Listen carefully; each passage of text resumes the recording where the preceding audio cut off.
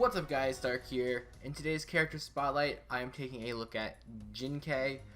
So I'm going to throw her pictures on the screen right now. She's got some okay artwork. The first three Ascensions are pretty bland in my opinion, but the final Ascension artwork is really nice. I do like that, so that's pretty cool. She is an assassin, so she will be strong against riders and weak to casters. And for her stats at level 70, she's going to have 7,207 attack, and she will have 8,293 HP. So, you know, it's pretty balanced stats. Most characters usually have stats around this level. And, you know, if you grail her, she doesn't really get that much of a bonus from max level stats. So you probably don't really want to use grails on her. But again, it's up to you. Use grails on the characters you want. Doesn't really matter. I mean, it kind of does, but it doesn't really matter. You're just going to level up. You're just going to make a character you like stronger. That's all it's really going to do for you.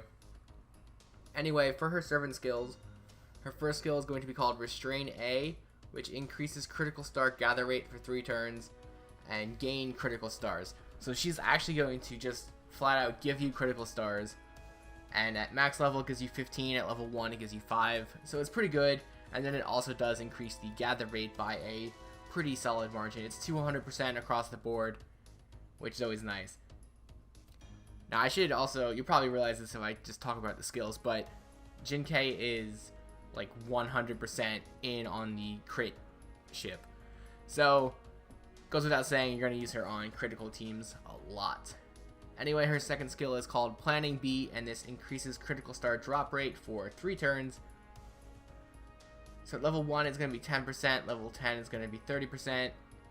And combo this with her first skill, you're just going to get a ton of crit stars, ton of crit damage, all the time basically. And then her final skill is No Regard for Others A. This increases quick card effectiveness for 1 turn and increases critical hit damage for 1 turn. Now this is a strength and power up quest skill, so I'm not sure if it's base or if you unlock it by doing the strength and power up quest, but either way, it's probably not going to be very accessible at this point because Global does not have the strength and power up quests at the moment. But that is the third skill that she will have, and it is really nice once you can get it.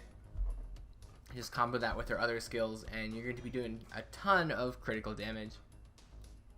So moving on here to her Ascension Materials and her Skill Enhancement Materials. So I'm going to throw them on the screen right now. She needs a bunch of different things to max ascend her. Like most characters need like one item throughout their entire chain, but she needs like what, 4 different things here. I guess the dust doesn't really count. It's pretty universal. But she needs the bones, the lanterns, and the crystals, as well as some dust, and of course the monuments and pieces as well. So unless you're going for that artwork, I don't know if I'd really recommend ascending her all the way up until we get, you know, strength and quests. But I guess, you know, you can go ahead and max ascend her and then just be prepared for whenever we do get them. And then for her skill enhancement materials, it's much of the same, just throw in some feathers, and that's that. I do recommend leveling up her skills if you're using a quick, like a critical team, because she's got a bunch of really good skills and definitely gonna be using them quite often because they're just that good on crit teams. So now we're going to talk about her craft essence here, and this is going to unlock the etiquette of 9 guests, and this will increase Noble Phantasm damage by 30% and have a 30% chance to increase death rate by 10% for 3 turns each time you attack. So that's nice. She is an assassin character, so she will deal in the death skill, and her Noble Phantasm plays into that. So we're going to go ahead and talk about that real fast here. So I'm going to throw up her command cards. She has 3 quick, 1 arts, 1 buster. So that's pretty standard for assassin characters. I'm not really sure why assassins are crits, but they are. So she's going to, again, benefit greatly from this. And then her Noble Phantasm is also quick, and this is going to deal significant damage to a single enemy with a medium chance to inflict death on the overcharge, as well as gaining critical stars on the overcharge, but she will also deal damage to herself after she attacks. So she does do a ton of damage here, 2000% level 5, and 100% chance for death at level 5 as well. But like I said, I don't think the percents actually indicate the success rate. I think there's other factors that play in here. But you will also get 35 stars at level 5 as well, which is insane. She does 1000 damage back to herself, which honestly you could probably survive that. So that's not too bad. So for the second strengthen up quest here, you can also improve her Noble Phantasm, which will deal more damage and grant you more stars. So it's a little bit of a bonus, nothing too insane, but the extra damage and the extra stars will be doing some work for you on your team. So now some of the craft essences you can use on this character. You're definitely going to want to take advantage of the critical damage and the quick card effectiveness. So obviously I'm going to throw Kaleidoscope on here because Noble Phantasms are amazing. You definitely want to get those as soon as possible, and just getting 40 critical stars all for Noble, well, I guess it would be 35, but getting 35 critical stars right off the bat could see you do a ton of damage. But you could also go ahead and use Grander for the 15% increase, or you could use Imaginary Around for the 25% increase. Because you're probably going to primarily be using her on quick teams, so you definitely want to... They don't do a whole lot of damage. I mean, like, even with the crits, you have to really stack the crits pretty high in order to get some significant damage. So having the quick card effectiveness increase is definitely going to, help your damage output a lot.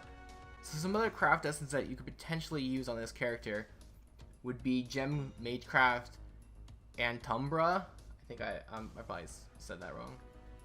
And yeah, maybe, I don't know.